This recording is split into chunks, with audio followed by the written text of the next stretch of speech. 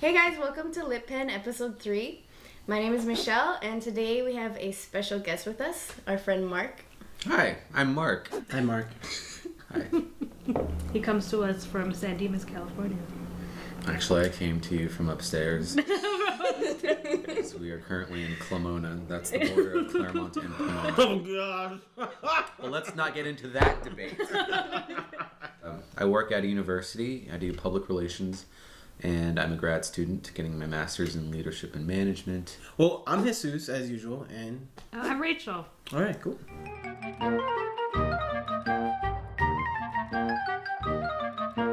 I used to have a Teddy Ruxpin. What's a Teddy Ruxpin? It's this little bear, and you put cassettes in it, and then it like speaks whatever is on the cassette. So That was it's like a it's toy? talking to you. Yeah. I feel like that's, like, very new-ish, but that's cool. Yeah. What are those things that you put, like, the view blinders on, and then you, like, insert a disc? Oh. View something. I can hear it. Yeah. Oh, I'm in Kansas. Oh, the Grand Canyon. Viewfinder? I don't know. Anyways, those things were cool. I like those a lot. I miss those. Yeah. I had a Gigapet. You know, I think Tamagotchis Okay, there you Yeah. go. were really the popular toys Right. from Japan, but Right. the knockoffs were really cool too. Yeah. So I had a Gigapet. It was a little alien, but it looked like a real person. And it was my little brother Okay. because I was an only child. So it was really important. okay. Okay, I thought you meant an actual little brother. No, it was like my little brother. My toy was my little Okay. brother, and I Okay. took it really seriously. And Got you. I miss it a lot. Yeah. I had the Pikachu one and the R2D2 one. They both died in a matter of days. Yeah. What's horrible is when you get grounded or you get in trouble and your mom takes it away. Yes. And then she doesn't understand that. Mom, I gotta feed it. I gotta clean it, or it's gonna die. You don't understand. My brother's gonna die. And Yeah. Life or death. That was really, really dramatic. Or if it was R2D2, you actually had to like fix it. Like it would break down and you had to tinker. It would say tinker, tinker, and then it would be okay and grease it up and then it would like and then it would be good to go. But after a while, they break down. Mine was kind of confusing because I had an angel Tamagotchi, and then when it died, it would just like already be in heaven, so I didn't know like what was gonna happen. Like, do I really need to feed this thing? Right. Fooled you. I'm not really So dead. much heaven. Wow. It's Yeah. complicated for a little kid. Yeah. Life and death. It's crazy. I had Barbie and Ken dolls, and all I was interested in doing was making them kiss Oh. and do relationship things. Relationship things. That's what we'll call it. Like they would have arguments and stuff. Because I was a very curious child.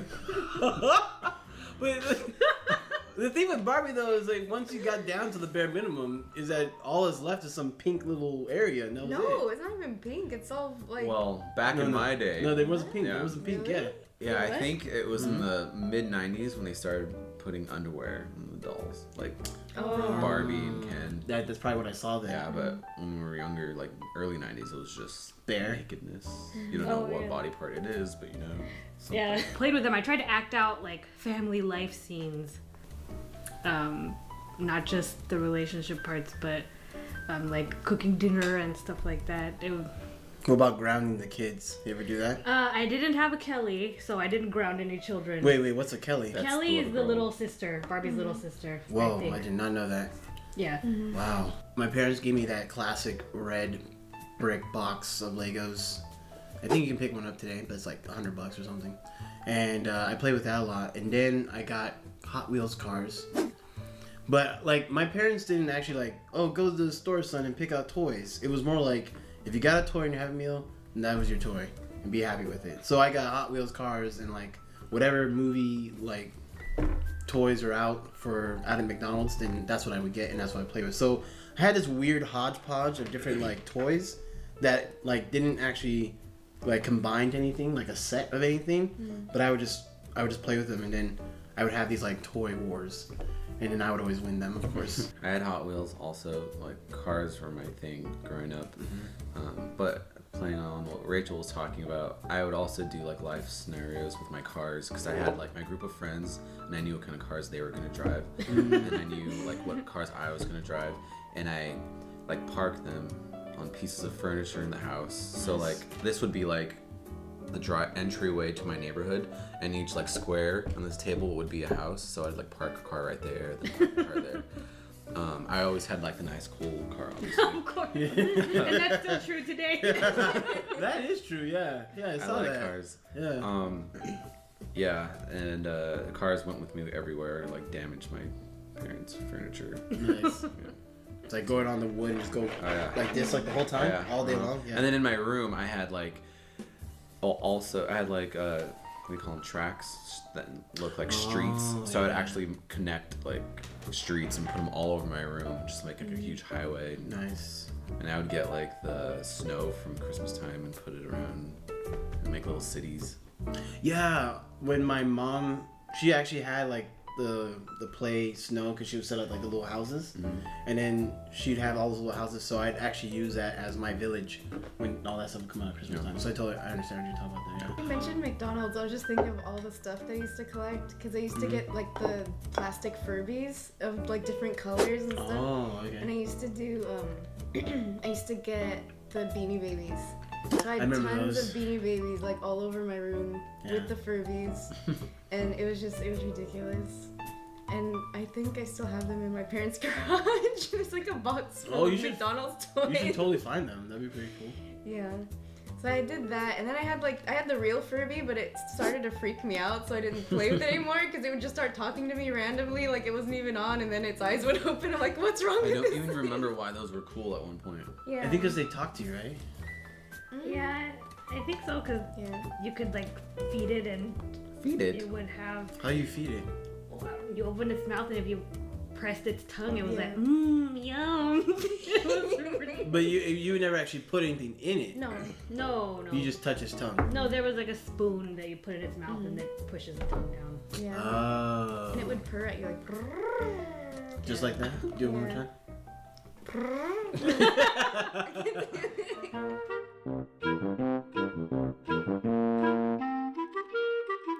As you grow older, you tend to use less of your imagination just because you're forced to. Like, you have to all of a sudden pay bills, and that consumes that chunk of time, and then you have to go to work, and that consumes that amount of time, and then you have to, some people, take care of your kids and take care of their toys needs.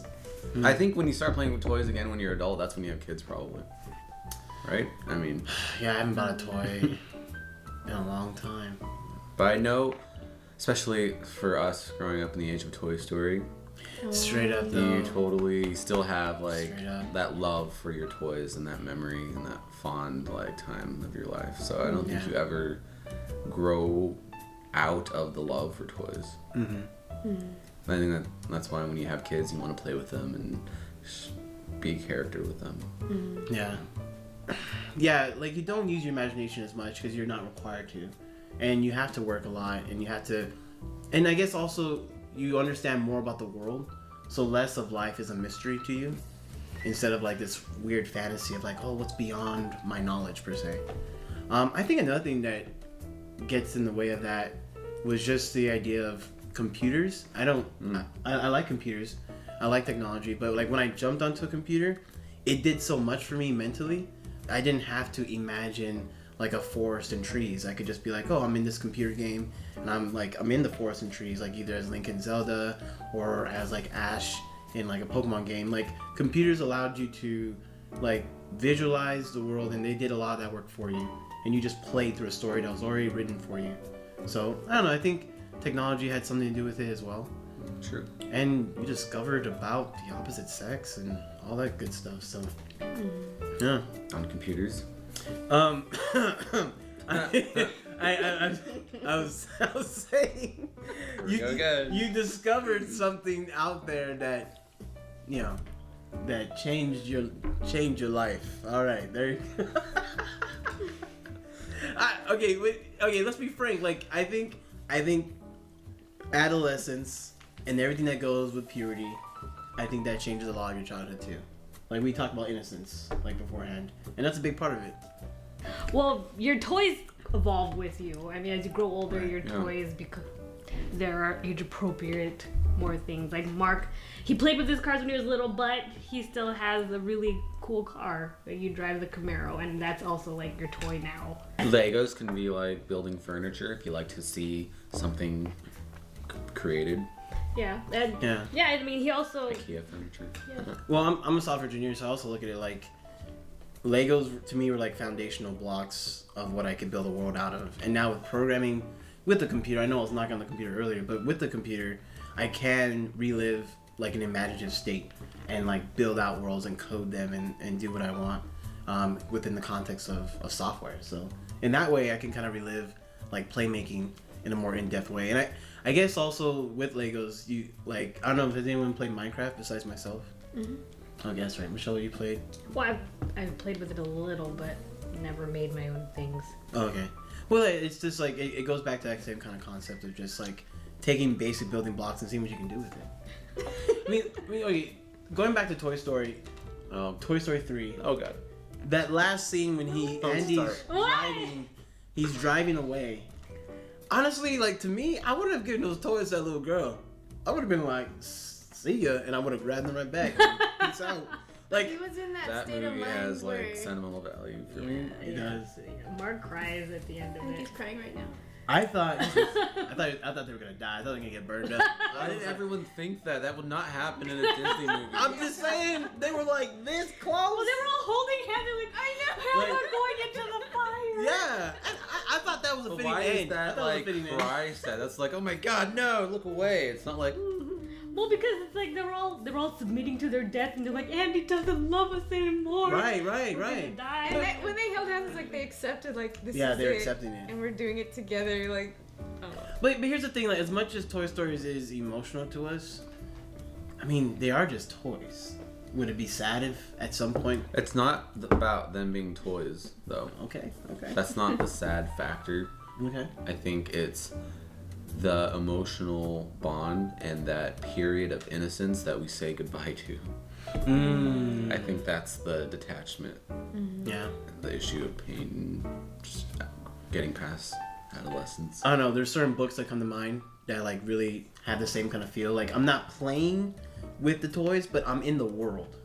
Like I'm thinking of like a book like Corduroy. Does anyone want to say that? Like Corduroy, the little engine that could, and there's like some more classics, but those are like some of the ones that come to mind. I think like books and reading and stories in general, because like what we do with our toys, you know, whether it's relationships. Whether it's relationships or like cars and neighborhoods or like Furbies and being creeped out by them, like there's a story involved. Like there's a story of like what car I'm driving and why I'm driving it, or for me with the Legos, oh, what world am I building and who's the villain and who's the arch, like who's the hero. There's a story, and I think like books with really good writing that I read as a child helped to grow my imagination to wonder about what's beyond my knowledge, and it allowed me to think about the toys, like the Cowboys and Indians stuff or toy soldiers, whatever it was that you played with. You really enveloped a story of some kind. So I don't know, I guess now, even though I don't play with physical toys or action figures that much anymore, besides, well, maybe my inhalers, but like, I don't know, another part you can enjoy your creativity and play is maybe writing a story. And I think a big part for me when it comes to Litpen, like being able to use Litpen to create a story, to involve myself in a world, is like playtime for me. I think another cool thing too when you write a story is that you get to share those emotions that you had when you were a kid with somebody else and create a new story in their life. It's like when you're writing something for kids, it's like you know that they're going to experience the same kind of joy that you felt when you were reading it when you were a kid. So I don't know, it's kind of cool. And you can preserve moments in stories because it's written.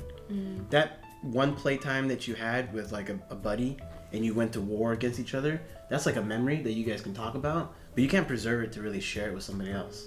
Unless they find some technological way to share memories. I don't know if they'll do that, but I don't know, I kind of like that part about stories as well.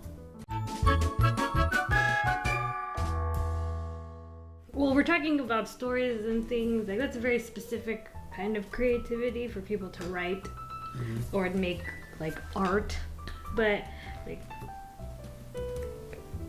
going back to like our first episode, creativity is, it can be anything, anywhere. It's true. Like developing code, it's all about efficiency and logic, and there are creative ways to be efficient with a piece of code to create a function.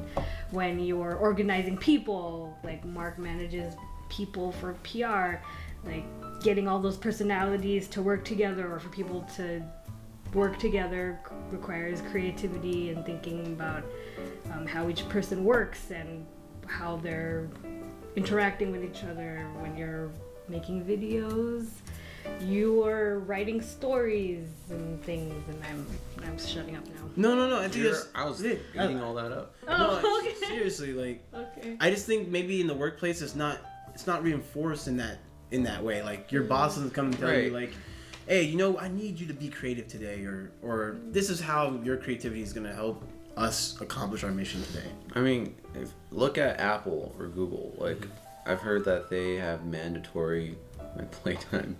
Oh, really? So that they can,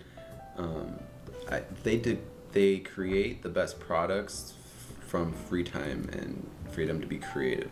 And that allows those juices to flow and for them to be uninhibited and create something new, just having that free time. Yeah. That's an interesting concept. Like, it's like, in order to be the best adult you can be, you have to be kind of like a little kid sometimes. Yeah. Reach that level of simplicity.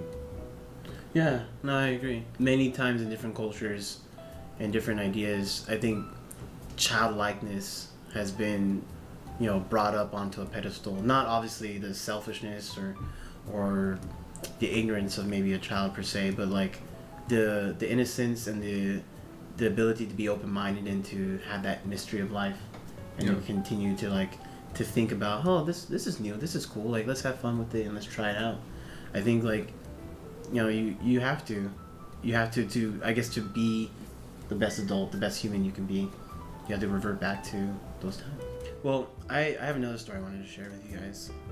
Going back to toys I used to play with. I have a toy here actually. It's it's my inhaler. Yeah, so I have asthma. I don't think that's a toy. Okay, so just work with I'll me. hear you out. Yeah, hear me out on this. So when I was younger, I would again, my parents didn't buy me a lot of toys, so I learned to play with the things I had. So I had like multiple ones because I'd collect them after I'd use them all out, and I would play with the concept of like warriors and battling.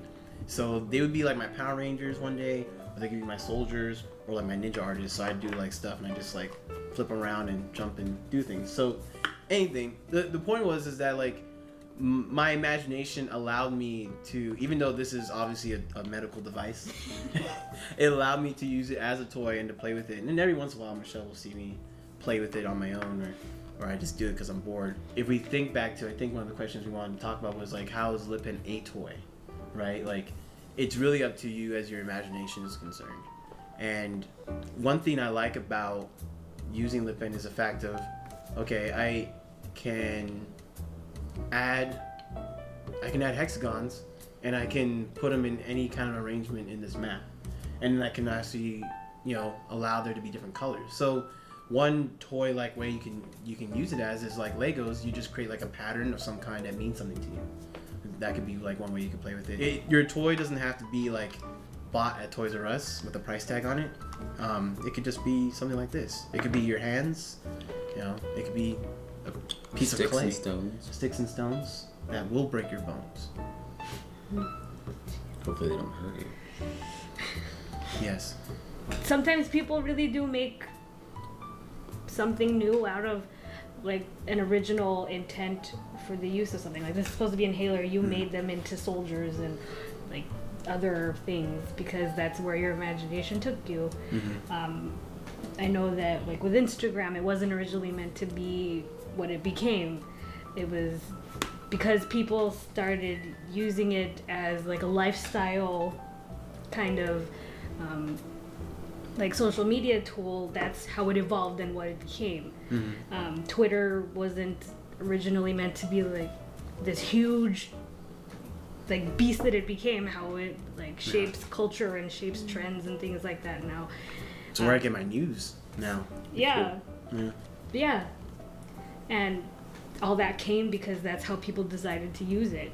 Mm-hmm. And now I guess for Litpen, like we mean for it to be a brainstorming tool, but really we're depending on the users to like give us feedback and see, to help us see beyond like what we envisioned for it, because sometimes we mean for it to be a brainstorming tool, but it could end up being something completely different than what we originally intended. That's true.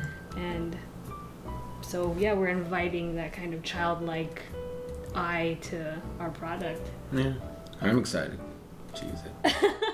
I mean, the only thing I have now to like store my ideas is like the note app in my iPhone. Mm-hmm. It's not the best way, but I think the older you get, the more pressed you are for time, and Yes. you're trying to make the most of your day every day, and just sitting around thinking, being creatives almost seems like not the best use of time these days. Yeah, I like that. I remember hearing some guy talk about the fact that he felt blessed that he was able to have boredom as a child, because it allowed him to think about things and just to be within himself and within his thoughts. And especially with the amount of content that comes out today that's available for us to view and to read and everything else, time is a big asset that you just don't seem to have enough of as an adult. And it's funny, like kids will, I work with kids or talk with them, and they'll tell me like, oh, I don't have time to do anything, or they're bored. I'm just like, man, you don't understand. That's a precious resource. I wish I could go a couple days and be bored because I didn't really have anything to do. Man, that'd be awesome. That'd be so cool. I don't know what the term would be, but they lose their ability to be like invincible. Like when you're little, you have the mindset that you can do whatever you want. You can still grow up and be whoever you want to be. Sky is the limit. And I think the older you get, the more we start being realists and settling for mediocrity, because we've been tainted in so many different ways. We can do anything we want. When we're little, we could be an astronaut. You know, I'm 27. I cannot be an astronaut. For instance, like I wouldn't go to work tomorrow if I didn't have to, like, oh, I have to pay bills. Like that's pretty much it. I have to pay off student loans and all that stuff. Like if I didn't have to do that, then I might have the time that we talked about as a precious resource to play.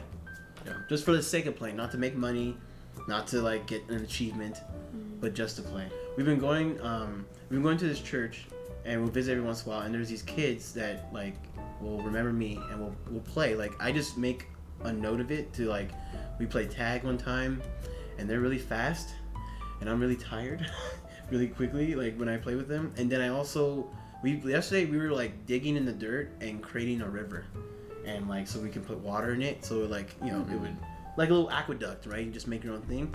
I hadn't done that. I hadn't played in dirt for like probably a good year or two. I know I'm 27, so maybe like 25 I was playing with dirt somehow.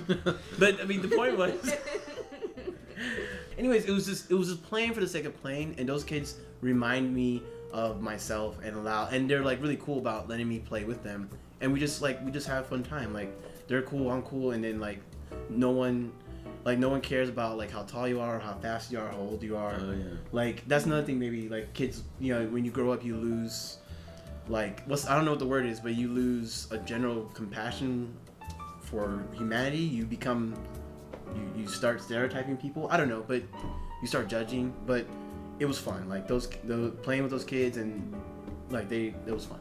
It was good times. We used to dig in the dirt until we found like worm eggs. Ooh. And those worm eggs were like the most precious things. Would they actually like sprout with worms later?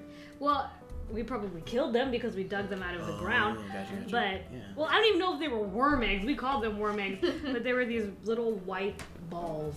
Little white balls. We would just like carry them around like currency. Like money.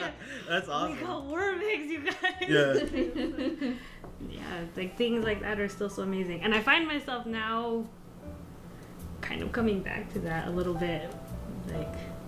Like we went hiking this last couple weeks ago, and it's like seeing the world again for the first time like a kid. Yeah. But Potato Mountain. yeah, Potato Mountain. And just, There are no potatoes though. no, but there were oranges and we ate them. Discovering a new route, somewhere you've never been before. Yeah. Yes, we had New been perspective, new sights. Yeah. Yeah, because we had been going to this one trail, the Claremont Loop, and it had been free for the longest time, and then all of a sudden they decided to build this huge parking lot and start charging for parking. Oh. And because it was such a popular spot, now when you go there, all the spots are full, you have to pay, you have to wait like half an hour for a spot if you're there at a crowded time. So we just decided, hey, let's go look for another trail that's down the road a little more. And we went and explored that little tiny bit and found this better trail that was free, had an even better view at the top, and was ultimately like more of a workout than what the Claremont Loop was. And if we hadn't been spurred to look a little bit farther, we would never have found it. I know we talked about it a little bit before in another video, but it's like that restriction allows your creativity. I'm learning about this concept in my class right now. One of the concepts about making decisions is avoiding a narrow frame. Sometimes we think, oh my gosh, we only have this option A and option B. The dilemma is, which option do I go with? But it's because we're looking through the situation through tunnel vision. We're not seeing all these other possibilities. Sometimes, what if someone told you, option A is not an option anymore. All you got is option B. Oops, there goes option. There's actual water or Sprite in there. Cold. I had a really good point to make. Litpen. That was I was like, no! Let's keep going. This is good. So Here, now here, restriction. here. So You not got a until restriction. all your options are gone do you realize you are forced to find new roads. Yes. Option X. And this is nothing everything in you it. ever wanted. And I'm gonna go change my pants. Okay. Sticky cold. I'm so sorry. Oh, it's really down my leg. Like this is just clapping. In order to avoid the narrow frame, you need to don't limit yourself to options that you know exist, because sometimes those aren't the best options. Just because you don't know, just because that's all you know, doesn't mean that's the only option you have. Sometimes those options go away too, and then what are you left with? You're left to force and find new roads, find new paths that lead to something incredible that you never thought existed. And that's almost the purest form of creativity. Yeah. Something beautifully unexpected. Something beautifully unexpected. Yeah, that's true. Well, that's it for today. Follow Litpen on social media, Twitter, Instagram, Facebook. You can follow Mark at.